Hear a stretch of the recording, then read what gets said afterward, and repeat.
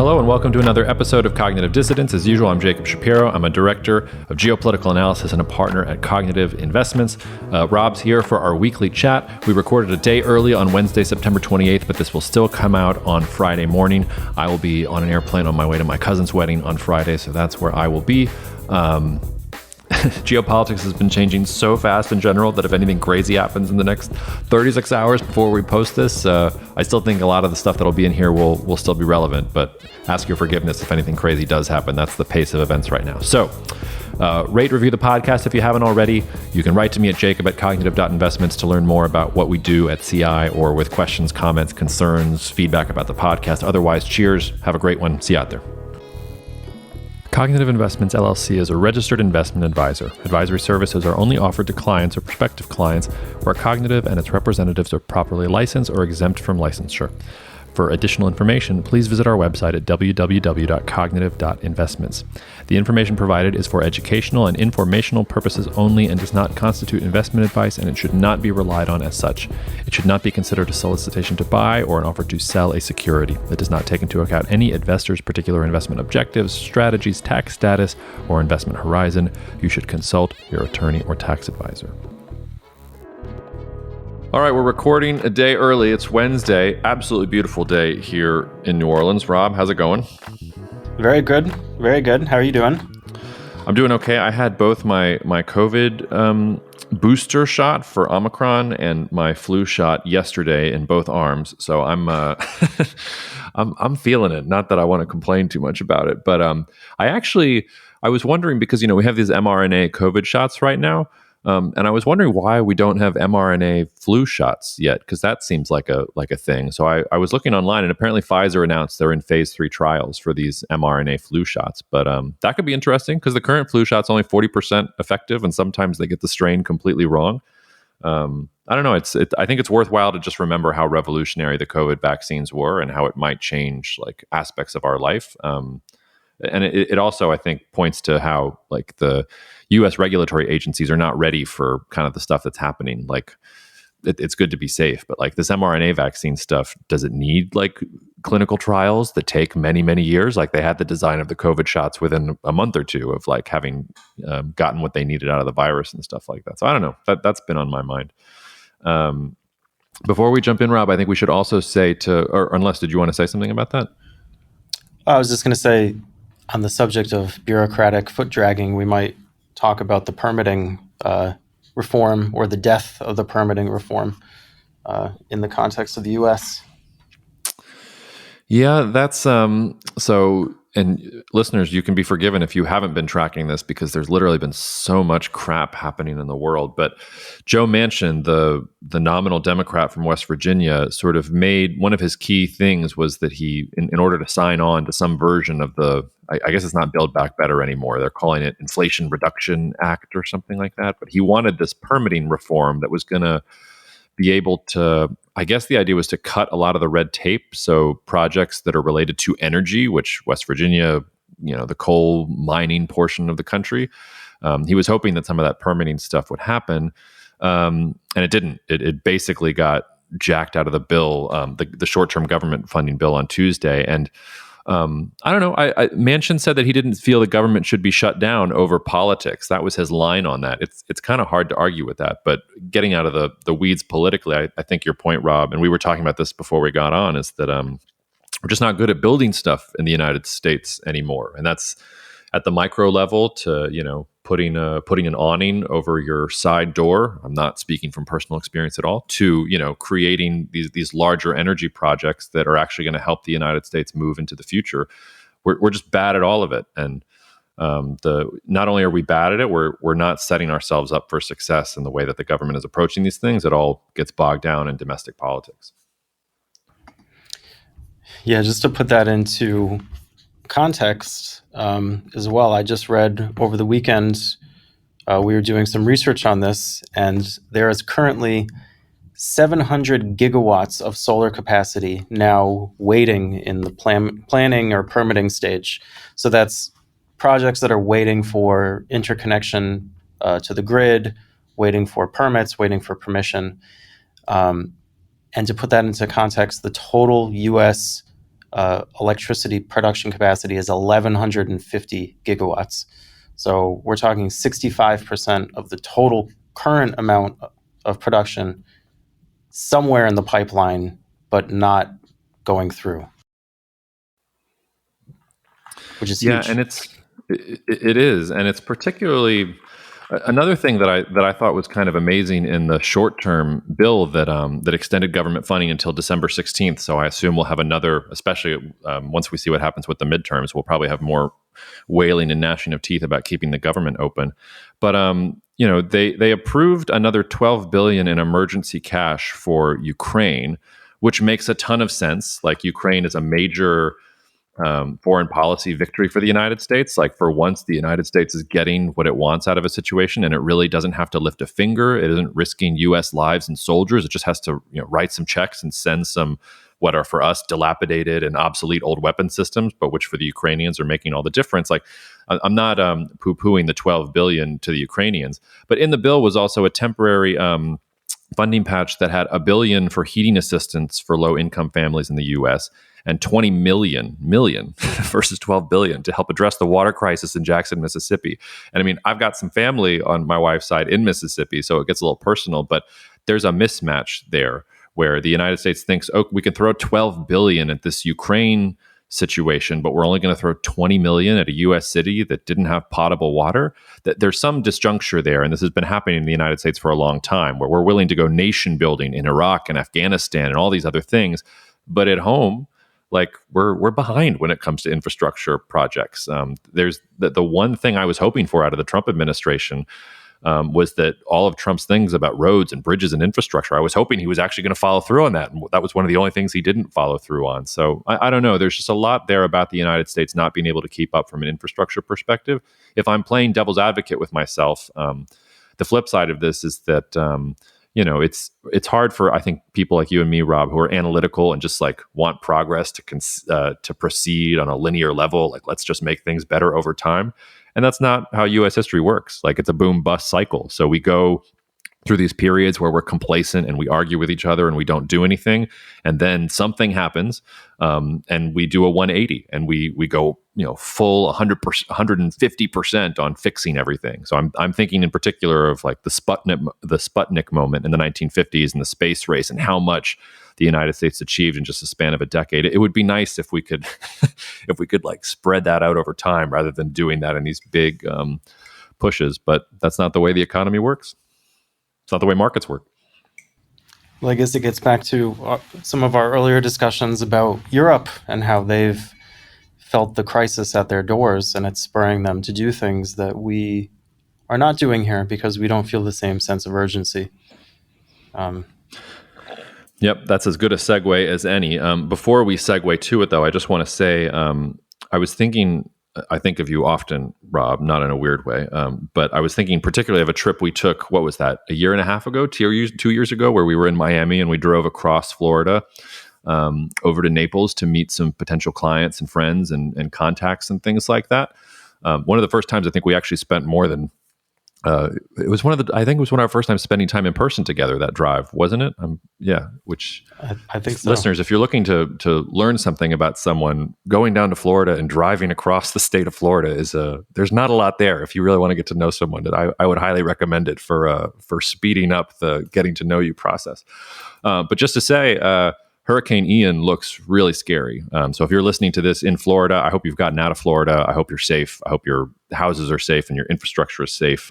As somebody in New Orleans who had to deal with this last year with Ida, I feel it. And I think, unfortunately, we're going to be dealing with this a lot more. And that connects to the U.S. story, too. But anyway, just wanted to shout out those folks and hope it isn't as bad as what it looks like on the news right now. Speaking of infrastructure, do you want to tell us about pipe sabotage? Yeah, what's going on? Let's do it. I feel like I'm going to let down the listeners again, because last week I said I didn't really understand what the hell was going on inside the Russian strategic mindset. And I have to come back this week and tell you, I have no fucking clue what is going on with these pipelines. Like, none. And not only that, I haven't seen a theory that makes any sense. I don't understand the communication that's coming out of the various European and Russian and U.S. governments on this. It's really kind of baffling. So for listeners who aren't following this super closely, there are these two pipelines, Nord Stream 1 and Nord Stream 2, that take Russian gas to the European Union. They aren't the only pipelines. There are actually a couple. Turk Stream is another. There's the Yamal pipeline via Poland, and then there's Ukraine pipeline transit. That's where the Europeans get their natural gas from Russia. Nord Stream 2 never actually went into operation. It was this big project that Germany in particular supported to try and increase capacity to import from Russia over time. But Nord Stream 1 was one of the primary ways that Europe imported natural gas from Russia. And for most of this year, even in the context of the war, Nord Stream 1 was actually at sort of the previous year levels until it was a couple months ago when the Russians started saying, oh, we're having problems. We have to fix these pipelines. It's not going to work. And that's slowly devolved into Nord Stream 1 really plummeting to zero exports of natural gas to Europe as of a couple weeks ago. What's happened here in the last week is that in both pipelines, and I don't understand the physics or the geomechanics of it or anything like that, but basically there were explosions or drops in pressure. Something is happening with these pipelines where you're getting holes in them in the pipelines, and you're getting these massive, you've probably seen the pictures out there. If you haven't Googled this, it looks pretty cool, but these massive like whirlpool looking things in the water that shows you the pipeline sort of completely failing. And the upshot is nobody knows who did it. I've seen on Twitter, everybody's posting some braggadocio from Biden a couple months ago, where the United States, where Biden was kind of winking at, oh, like we can shut down Nord Stream 2 if we want to. There was a strange tweet from a former Polish defense minister, I think it was, about thanking the United States for whatever it was doing. There was some, in the initial reporting out of Europe, there was some innuendo that maybe it was the Ukrainians who were behind it. That has sort of gone away, and now it's the Russians are saying this must be a state actor, and the Danes and the Swedes are not willing to point the finger at Russia publicly, but they're also saying this has to be sabotage. And then just to sort of complete the picture, Turkish media reported this morning that the Russians had said that there was somebody tried to attack the Turk Stream pipeline, which is one of the only ones that is actually working right now in terms of getting natural gas from Russia to Europe. So that's what's going on, and I don't have an answer to your question, Rob. I don't quite understand who did this or why they did this. I don't know. Can you think of whose interest it would be in to shut off these pipelines? Because I can't. It doesn't really make sense to me on the face of it. Well, maybe the more useful way to think about it, rather than speculate around what happened or who was behind it, is to really analyze how is it likely to be interpreted by everyone on either side with their own motivations and points of view. So if you're the EU right now, does this make you more determined to resist Russia? Do you interpret this as, Russian sabotage? Or is it being, is it just a mystery and it doesn't have any noticeable impact? What do you think? Well, this is where the conspiracy theorists make some hay, because if you take Nord Stream 1 off the table, in some ways you're tying Europe's hands behind its back. So you're basically saying those folks in Europe who might have wanted to find a way to lower sanctions on Russia and get Nord Stream 1 back up to its previous levels, that's not going to happen. So it doesn't matter if you take sanctions off of Russia. It doesn't matter if you make some kind of deal and get Ukraine to calm down with its offensive, this, that, or the other thing. If you take Nord Stream 1 off the table, you can't get enough via the Ukraine transit and Turk Stream to make a huge difference. I mean, it would make a huge difference, obviously, but you're not going to get back to any kind of new normal. So you're sapping even the will of those that would want to negotiate with Russia, because you literally can't get the natural gas from point A to point B. But we've talked about this on this podcast a lot, and it's one of the areas where we've been contrarian since the very beginning. And I haven't seen a softening of European resolve since this conflict started. I see nothing but a strong European resolve not to deal with the Russians. And if anything, what you're getting is from sort of countries like Denmark and Sweden, who have become more militaristic in the past couple months. Sweden's joining NATO. Denmark got rid of a law that prevented it to have defense and security cooperation with the rest of the EU. They're thinking in terms of having to defend their interests and talking about an attack on a pipeline like this as an attack on them, on Europe, and on their national sovereignty. The flip side is, if you look at Russian media this morning, it's sort of, I found Russian media really strange this morning because nobody's taking credit for it. If anything, Russia is sort of putting the blame on various actors without actually naming them. There was one, I think it was in Vetamosti, there was a column where the author was basically like, yep, this is how this conflict is going to be internationalized. So this has gone from a Russia-Ukraine sort of little war to a Russia versus the West war. And this locks the European Union in on the side of the West. We're never going to have good relations with the European Union. So, we've talked for a while about what is the Russian mindset about using natural gas to try and increase its leverage over Europe. I've been uncomfortable with that narrative for a while because I don't think it actually does anything for Russia and it's not working.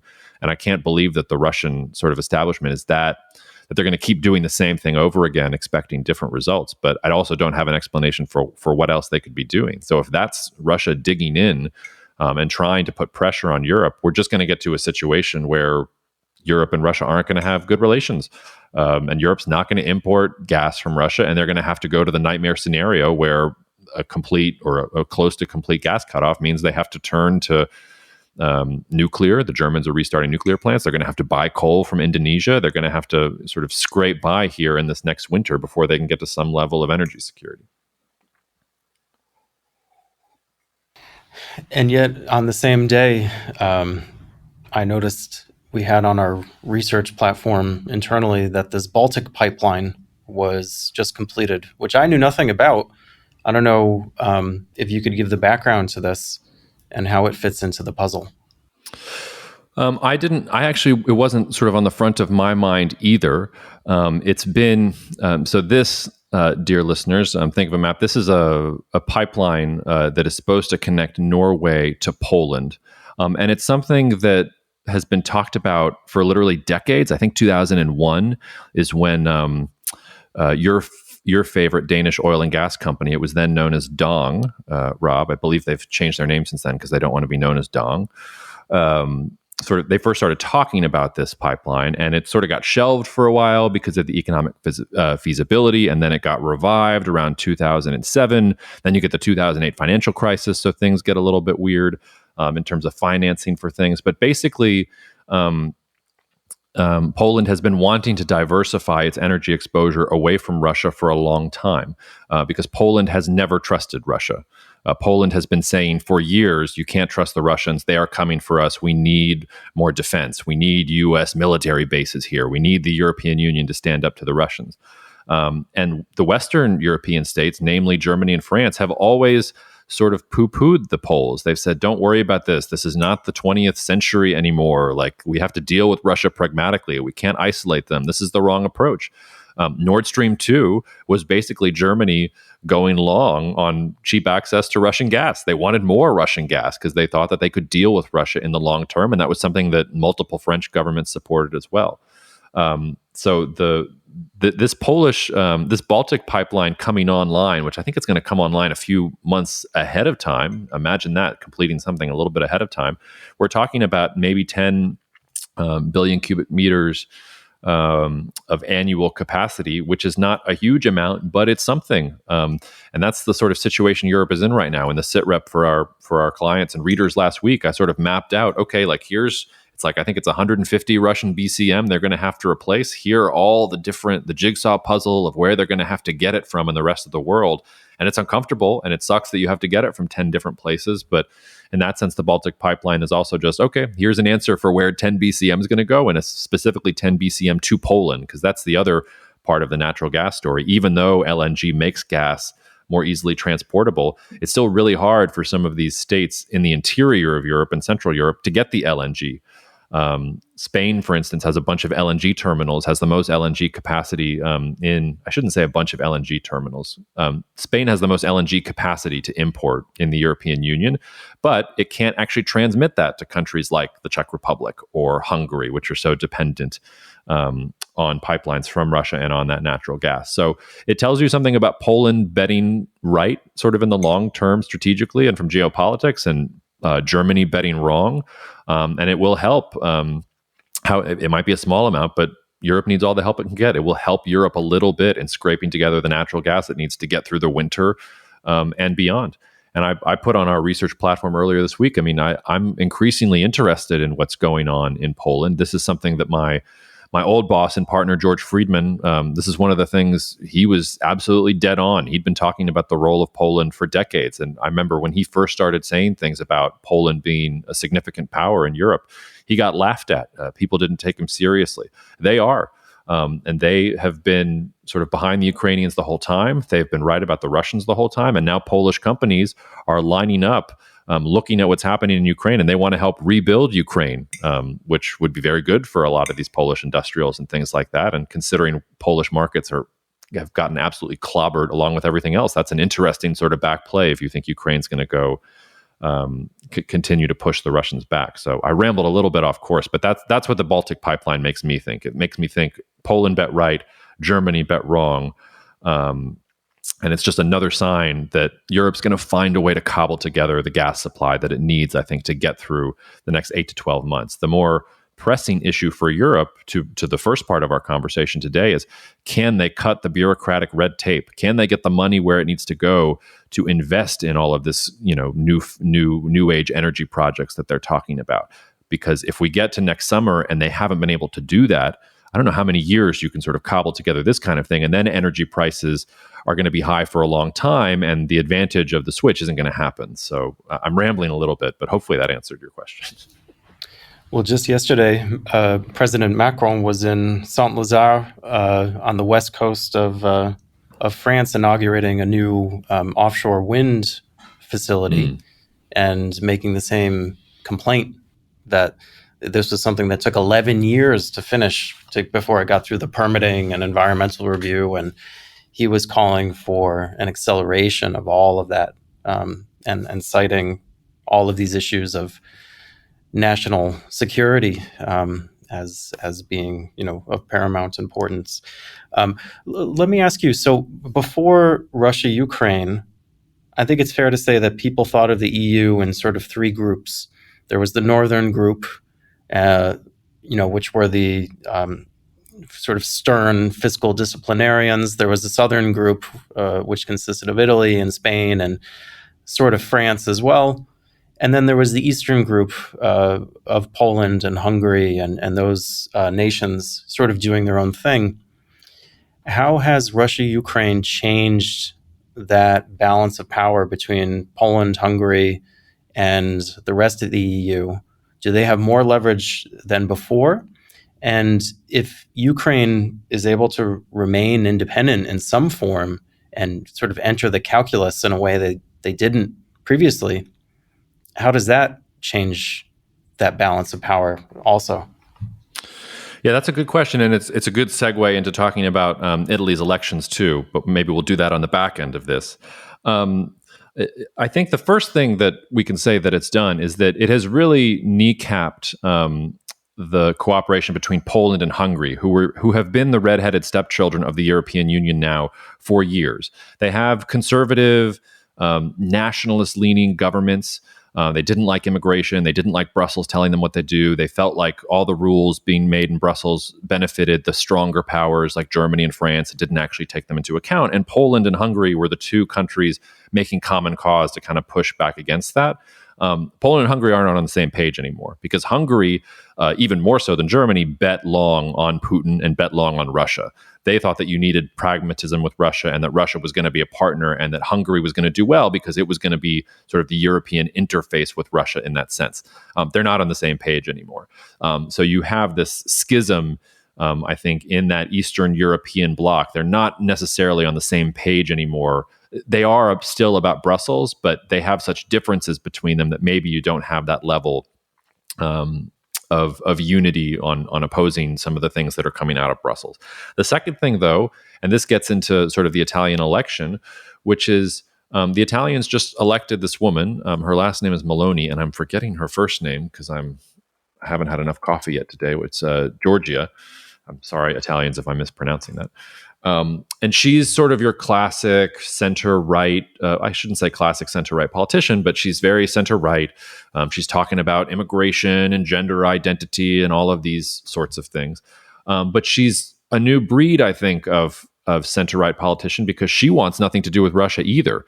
She's actually clashed with her other sort of center-right compatriots in Italy because she wants to go harder on Russia. She doesn't want to take the pressure off the Russians at all, whereas Salvini, who is this other Italian populist leader who thought he was in line for the throne eventually, he didn't want to put as much pressure on Russia anymore. So my point is that if somebody like Meloni is what the center-right and Eurosceptic argument looks like, somebody who wants to stay in the Eurozone but wants to change the terms of the dispersals of the funds coming from Brussels, somebody who doesn't admire Putin at all, if anything, wants a stronger European response and wants each of the individual states to be stronger so it can stand up to somebody like Vladimir Putin, that's quite a change. These aren't even I was about to say, these aren't your parents' Eurosceptics, but it's only 5-10 years ago that we had Eurosceptics. So it's not your teenagers Eurosceptics. I don't know the right way to make that phrase, but you'll help me. But the point is just that the Eurosceptic argument has really gone away. And even in Hungary, the Hungarian government is talking about making compromises so that it can get access to its EU dispersal funds. I'm not sure that sort of level of compromise and reform would be happening if Russia hadn't made this move, which again goes back to what is Russia doing? Like they everything was working their way. They had set the table up perfectly, and they kind of just screwed themselves. To annex some portions of eastern Ukraine that they can't hold? But we don't have to go down that rabbit hole again. So relative to the consensus, would you be long or short Hungary over the next 5 years, given the way things have played out? I think, with apologies to our Hungarian friends, that you have to be short Hungary the next couple years. I don't mean that from a markets perspective, but I think this about Germany a little bit as well. If you can get past the current problems, maybe you can get to Churchill's broad sunlit uplands. But there's a long way from point A to point B. And if you're a country that was pretty dependent on Russia for access to cheap energy, and now you no longer have that access, you're looking at higher energy costs for the next couple of years. And in general, cheaper energy is going to be an advantage, especially in sort of the volatile and I think inflationary energy market over the next couple of years. So yeah, I think both Germany and Hungary have some problems that they're going to have to work through. The question is, can Hungary flip that switch, and can it get itself off of dependence on Russia, or can it use its position as sort of being the historical, I don't know what the right word is, but having a better relationship with Russia? Can it use that relationship to maybe still get natural gas from Russia, even as all these things are going on, without pissing off Brussels? I don't know. But just from the standpoint of Hungary is probably going to have some of the highest energy costs within the European Union over the next couple of years, just because they don't have any of the infrastructure to switch quickly. They did make that big bet on Russia going forward, and they don't have national champions like the Germans do, who can pivot quickly to things like nuclear and hydrogen and all these engineering feats that the Germans are famous for. So I don't think the situation is dire for Hungary. Like the European Union is going to try to help them, and they're going to have to accept that help. So maybe in that sense, they'll get more European help. But that's going to be a difficult thing for the Orban government to do after being the leaders of the Eurosceptic camp for as long as they have been. And just moving a little bit farther east, because I want to ask you about the UK. But before we go there, I'm curious. I noticed that Kazakhstan is having an election, and this new president, Tokayev, I think that's how it's pronounced, Tokayev, is seemingly kind of consolidating his power there. Does that tell us anything about Russia and its own influence in the region? Because traditionally Kazakhstan was always very much under their thumb, if I understand that right. You're absolutely right. In January, before the Russia-Ukraine war, if we can allow our brains to imagine what the world looked like before the Russia-Ukraine war, there were protests in Kazakhstan, and the Russians sent soldiers to help put the protests down. So it was almost like a Belarus level relationship where the Kazakhs looked to Russia to help instill law and order in the country. What a difference in just in the last couple months in Kazakhstan's seemingly finding a backbone and standing up against Russia. And we talked about this, I can't remember if it was last week or a couple weeks ago, with Xi Jinping being in Kazakhstan on his way to that big summit in Uzbekistan and talking about, in very, very flowery language, the Chinese-Kazakh relationship is one for the ages, blah, blah, blah. The Chinese didn't say that about Russia or anybody else. I mean, it's a big sort of thing for China to think about Kazakhstan. So they have a patron that is waiting there to kind of help them. But it's not just Kazakhstan. I mean, we can go down the list. I mean, Russia's held these sham referendums in portions of eastern Ukraine that they say proves that these regions want to be part of Russia going forward. Kazakhstan and Serbia and Turkey have all come out this week and said, we don't recognize the legitimacy of these referenda, which is incredible. You might expect it from Turkey because they've been sort of ambiguous. They've been trying to sort of see where the wind is blowing and craft their policy accordingly. They also have a lot of dependence on Russian energy and food imports too that they can't. I think they will switch over the next couple of years because of some of the projects that are coming online from the Black Sea, but it's not something they can do over the next 6 to 12 months. But Serbia and Kazakhstan, those are two countries solidly in the Russian camp, and they basically just came out and gave the finger to Russia this week on these referenda. The other thing that we've seen with not just with Kazakhstan, but with places like Serbia, with places like Georgia, Finland, Russians are leaving the country. They don't want to be drafted into this partial mobilization thing. And so one of the places that the Russians who don't want to be drafted are going, they're going to Kazakhstan. I think the increases in migration have been a little overplayed in social media because people were posting old pictures that weren't real of masses of people at the Finnish border, for example. But it's in the tens of hundreds of thousands. The migration patterns are something like 30 to 40% greater than normal.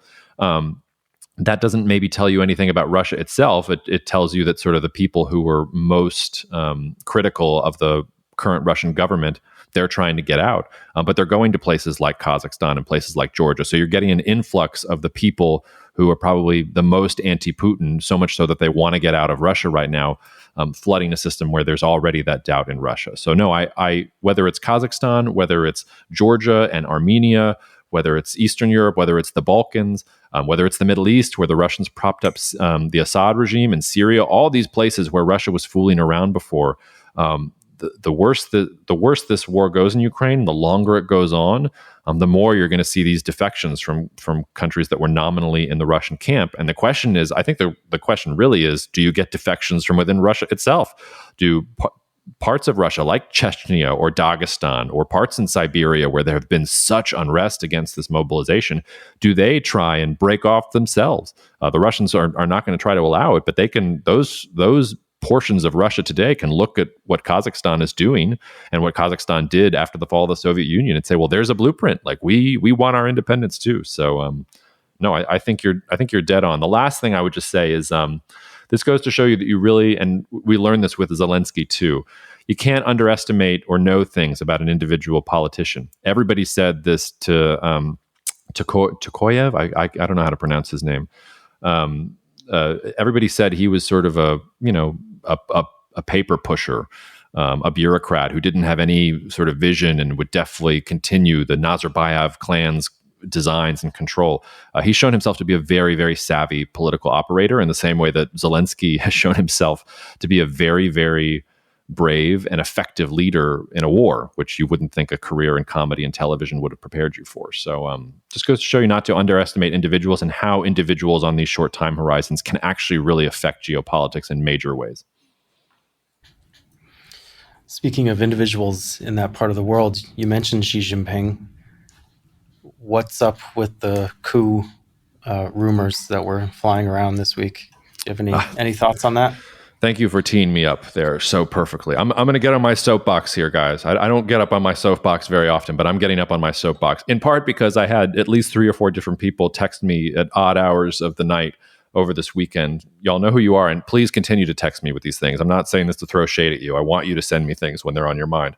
But asking me if there was a coup in China because Xi Jinping had disappeared from view, and there was some unsubstantiated report of Chinese armored personnel carriers rolling down the streets of Beijing. It was this whole thing. And if you actually sort of looked at what was going on, there was no evidence of anything that was happening. It might have been a I don't know who was pushing that narrative, but there was no reason to think that there was anything happening in China that even resembled a coup. If there was a coup in China, either way, like, you wouldn't get sort of this piecemeal, it wouldn't dribble out sort of piecemeal. Like a coup, to be effective, sort of has to happen fast, and you take over the information channels and you get a very sort of clear delineation of what's going to happen next, and none of that was happening. I would also just point out, last year around this time, so ahead of a big policy meeting that everybody talked about in the China watching community, I believe it was Newsweek is the one that's emblazoned in my mind, but they weren't alone. But they were talking about how there was Xi Jinping had a brain hemorrhage, and he wasn't going to be able to govern going forward. And the Chinese Communist Party was completely up in arms because they had to figure out who was going to replace Xi Jinping. That wasn't true either. Now, we're going into this Chinese Party Congress here in a couple weeks. I think in general, like, the reason Xi Jinping has been a little bit quiet is because he's dealing with a real estate crisis. He's going into this major meeting where he's basically, I'm expecting him to formalize or declare what everybody already knows, that he's going to be leader for as long as he wants to be. And I just, it's almost formulaic the way you get these rumors happening around this time every year in China right now. So if you are following an analyst or reading a newspaper or listening to a thought leader who said anything to you about a coup in China over the weekend, you should turn them off right now, because that person was lazy and didn't spend the 15 minutes it took me to understand that 98% chance there wasn't a coup going on in China, despite what some breathless person tweeted on Twitter. Was that good? That was a hot take. I don't know. I don't normally do that. That was good. Getting a little steamed up here.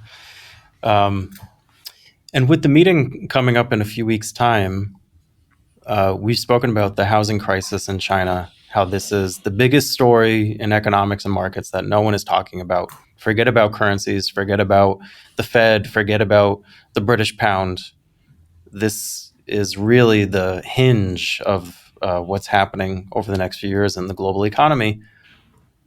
Should we be looking to this meeting as something that will have tangible effects on the ground in terms of what Xi does or can do, or is it simply symbolic and we should look past it when analyzing what's going to happen here? It's a little hard for me to answer that question, and I think I recorded a podcast that's coming out on Monday with Neil Townsend where I sort of made the same point. But so I think in some ways, like, the entire analytical community has frozen on China because everybody's waiting for this party Congress. So whenever anybody gets asked a question, you just sort of punt on the question and say, oh, well, the party Congress is coming. And then you kind of, you say a couple pithy things and then you kind of go from there.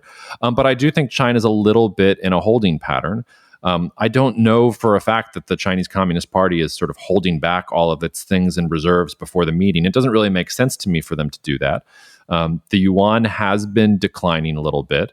There have been reports that maybe coming out of the party Congress, you're not going to get a relaxation of these COVID zero policies, but you may get some actual support for the property market itself. But we've been getting support for the property market for a while right now. The problem is that China really just hasn't been able to, as you've pointed out, fix the situation. It's just kind of in this no man's land where it's sort of keeping the situation together, but it's not able to get people to start borrowing at the levels that it was before and keep property prices upwards. So I'm already dancing, you can see there. But I can tell you that a lot of people are saying that there are going to be steps taken to complete stalled housing projects after the leadership gathering. There's going to be more support for the banking sector in general in China. But that's been true for a while now. Like, China has been tinkering around the edges, trying to find the right mix of policies that allow them to stabilize the situation without taking out the stimulus 2008 level credit bazooka and move forward. So I don't think it has much to do with the Party Congress itself. That, I think, has more to do with Xi Jinping just formalizing what everybody already knows. And I mean, he threw some more high-profile folks in jail or put them under investigation this week just to remind everyone that the purges are ongoing. But this goes back to why I've been fairly confident that Xi is in control of things, because I think in his brain, he thinks that he needs this level of control in order to push through all these really difficult things that China's going to have to do if it wants to push past this crisis scenario that it's at. And in some ways, I think it's a good thing for China if she, and again, listeners, I'm not saying this from a moral point of view. I'm just saying, sort of objectively, if China wants to achieve some of its goals, you kind of need this sort of figure to make the hard decisions and not brook any dissent. And then you can have a Deng Xiaoping who comes and reforms. The most interesting thing about Xi is that his family was personally affected by Mao Zedong and his helter-skelter approach to this sort of power, authoritarian control. And Xi, again, has also tried to be very precise about that. He wants control and he's purging people, but he's also not, having great famines and cultural revolutions and all these other things. He wants to purge without kind of completely destroying the system. So yeah, did I answer your question? We don't know. Like the thing about these countries with state communist parties like China, like Vietnam, like North Korea, to a certain degree, we don't get a ton of visibility in some ways. We're all sort of literally reading the tea leaves. But all the tea leaves that I see are not that China's going to face a coup or that Xi is going to go anywhere. It's that Xi has consolidated control. He's going to make difficult decisions going forward. He's been making them before the Party Congress. He will make them after the Party Congress. I think it's just the Party Congress is a nice little thing that articles can lead in to take away some uncertainty. I guarantee you, once the Party Congress is over, something else will stand in as the Party Congress in the story making about China. I think that it sounds intuitively right. And I guess the way that I think about it from a market participant standpoint is I would be much more worried if they were being much more active. And what I mean by that is the fact that they're not doing that much and they're sort of trying to lead the horse to water, as we've said, in a kind of gentle way, suggests to me that he feels very secure. And that's a good thing in the end. It probably means that he's readying to take the medicine, because you only can push through very difficult transitions like this, I think, when you have stability and control. If they were panicking and throwing fiscal stimulus at building another ghost city, I think that would be a sign of weakness rather than strength. Yeah, and folks, I apologize if you can hear the small yapping dog in the background. That's Maggie. She's incredibly sweet. She's my mother-in-law's ward, and she's here with us right now. No, and Rob, you and I have talked about this for a long time. This is one of the areas where I think the adding geopolitics to the market research is most effective, but also most problematic, because geopolitically, what is good for China here in the long term will be bad for Chinese markets in the short term. Ironically, from sort of the geopolitical long-term macro, whatever word you want to throw in there, perspective, you want some pain in the Chinese economy right now. You want Xi to deliver the message. You want no dissent. You want to make sure that these things sort of get fixed so that going forward, China can do all the things it wants to do: ascend global value chains, have domestic champions, buy Starbucks and iPhones and everything else that U.S. companies want them to buy. So geopolitically, this might be good, but for markets right now, it's bad. And the markets, you've sort of talked about how markets are somewhat forward-looking, but they can't see quite that far ahead. All they see is, zero COVID, and Xi's an authoritarian, and he's talking about Taiwan, and he's buddies with Russia, and the demographics are terrible, and maybe he had a brain hemorrhage, and once we get rid of the brain hemorrhage thing, maybe there's a coup, and then when the coup isn't real, let's go back to the Three Gorges Dam is going to collapse. They keep on trying to find the thing that's going to make the situation go kaboom, and it's not happening. But my point just being that geopolitically, pain right now is good. And I think for markets on a long-term horizon, that will also be good. But the good geopolitical thing that China's doing right now is going to be bad, I think, for China's markets in the short term, especially those parts of the market that are tied to real estate development, those sort of nittier, grittier things, unlike sort of the tech companies, which, earlier this year, we took advantage of the fact that there was a little bit of a relief rally in the tech companies. So I think that's one of the ways that we're different in how we use geopolitics and markets. Like, we don't use geopolitics to say, geopolitics says X, we buy stock Y, or geopolitics says X and we go long this particular country. It's more like, you charge me with understanding the geopolitics, and then you take that back to the team and say, okay, like, here is what's happening. Here's the media narrative around it. How do we express that? And sometimes they'll be the same thing. Sometimes they'll be different things. Yeah, it's the framework within which you make individual or company-specific decisions in many ways. Yeah.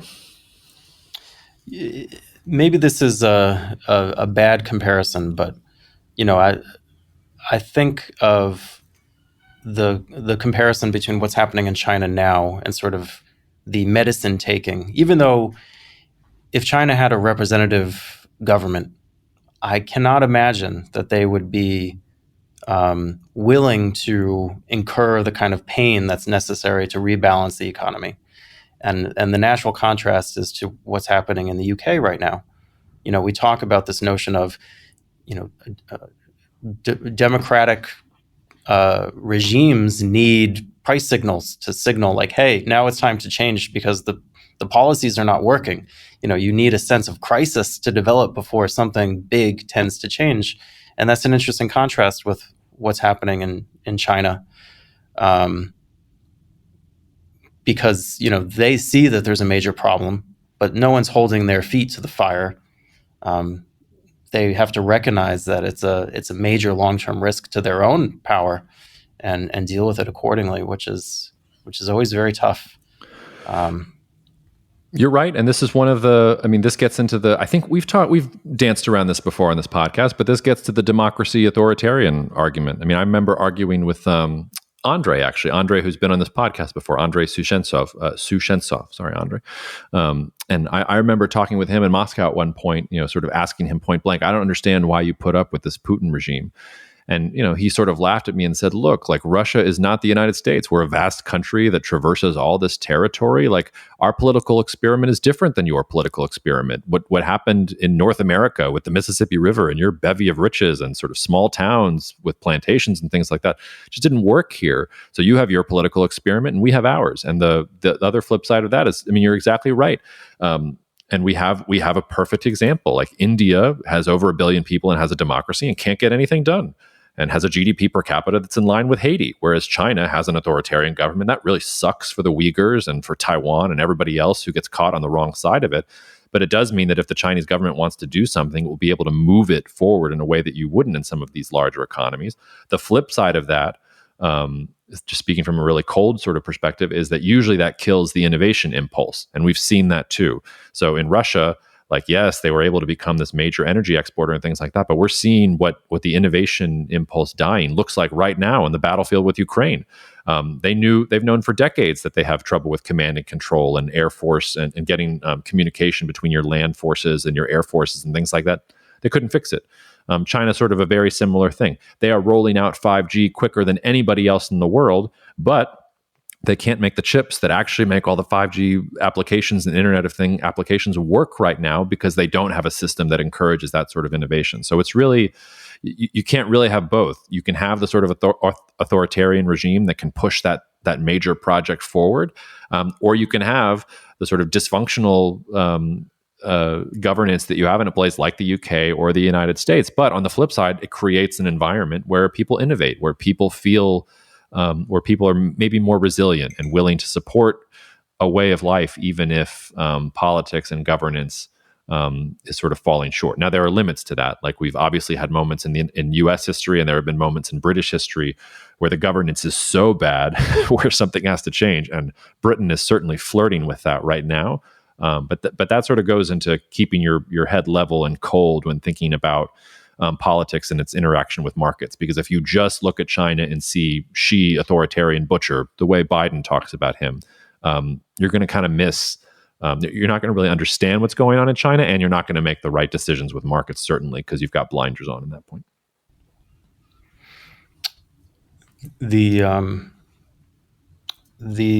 Just to play devil's advocate with myself and with you,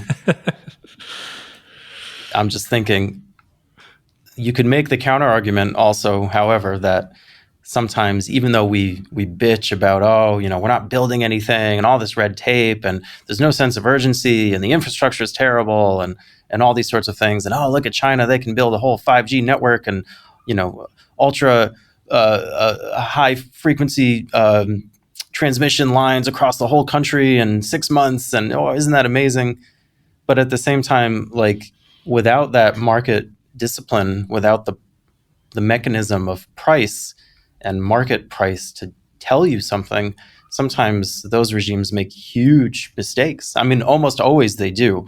Like almost every, I mean, the reason China's in this pickle, so to speak, is because they did not have functioning market prices to say, hey, you shouldn't continue to plow investment into these areas because it's not creating value. But I guess the opposing argument would be like sometimes they do make big mistakes, and I'm thinking of like Romania in the 1980s, for example. Like Romania had a lot of debt in the 1980s, and what was the dictator's name? Ceausescu. I'm totally butchering that. Ceausescu. I forget what he called himself. The genius of the Balkans or the Carpathians. I forget. He was a lunatic. He was a lunatic, but he decided in the 80s, I remember the story, that they had to pay back their debt. Like this was a big thing, and he implemented just enormously stringent fiscal measures and clamped down the whole country for a decade. It was miserable in Romania. They had a terrible, terrible decade-long recession because they were just determined to, clamp down on spending, draw down their debt. And then the irony was, like, at the end of the decade, they didn't ultimately have to do any of that because all the other Soviet republics who didn't do that, they just inflated away their debt, and it was all over. So they had incurred that for nothing. So anyway, it's just... No, I appreciate your devil's advocacy, and you're literally in some ways advocating for the devil in this sense, because we're watching an authoritarian government make exactly that sort of regime-crushing mistake. That's what Putin's invasion of Ukraine is. He played everything perfectly, not perfectly, but he played his hand extremely well for years and years and years, and he made one mistake, and the whole regime is at risk. The United States or countries like or the United Kingdom can make mistake after mistake after mistake, and okay, so you get rid of the one guy and you put the other guy or the other woman in, and you kind of move forward from there. China has not, like the property sector thing is not a mistake. If anything, China's done a good job at very carefully managing market forces and letting market forces slowly work their way into the Chinese system without sort of ruining the system that was there before. But to your point, the biggest danger, aside from Xi Jinping actually having a brain hemorrhage or getting hit by a bus, is Xi making exactly that sort of mistake. And we can look to Chinese history for exactly what that mistake looks like. The Great Leap Forward, which was Mao's campaign to basically reconstruct China and turn it from an agrarian economy into this communist society, forward-looking, full of technology, formed with people's communes. One of the key things that he wanted to do was multiply grain yields. He kept on asking his provincial officials, what are the grain yields? I want to make sure that we're food self-sufficient and things like that.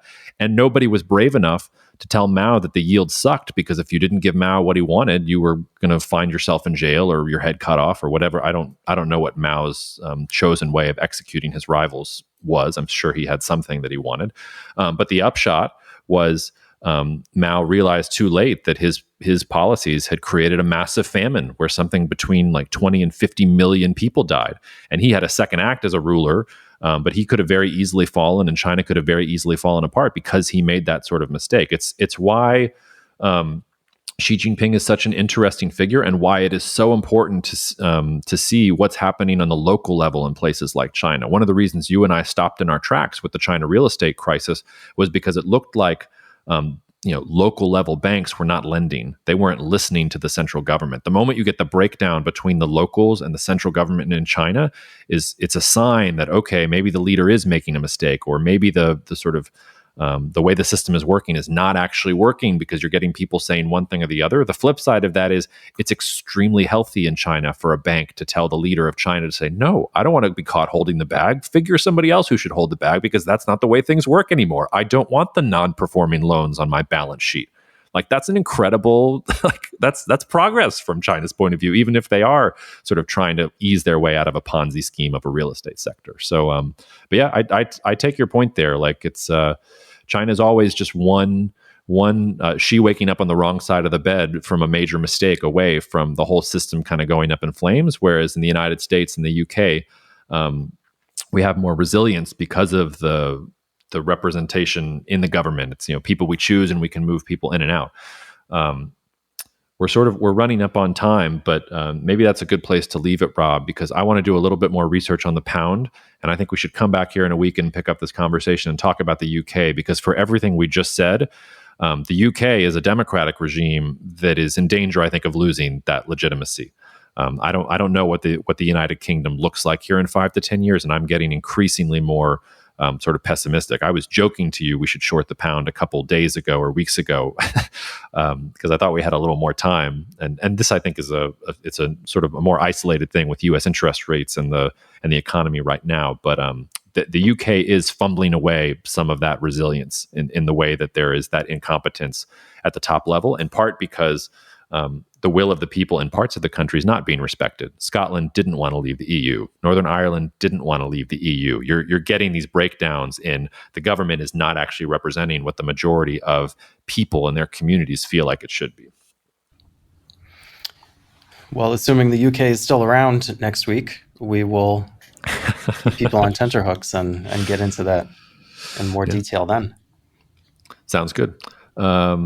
I'm not sure if this will come out Thursday or Friday, folks, but we hope you have enjoyed, and we will see you next week. And look out for a great conversation with Neil Townsend coming out on Monday. It's a really good one on global food prices. It's one I was really happy with. So, Rob, good to see you, man. Cheers. See ya. Thank you so much for listening to the Cognitive Dissidents podcast, brought to you by Cognitive Investments. If you are interested in learning more about cognitive investments, you can check us out online at cognitive.investments. That's cognitive.investments. You can also write to me directly if you want at jacob@cognitive.investments. Cheers, and we'll see you out there.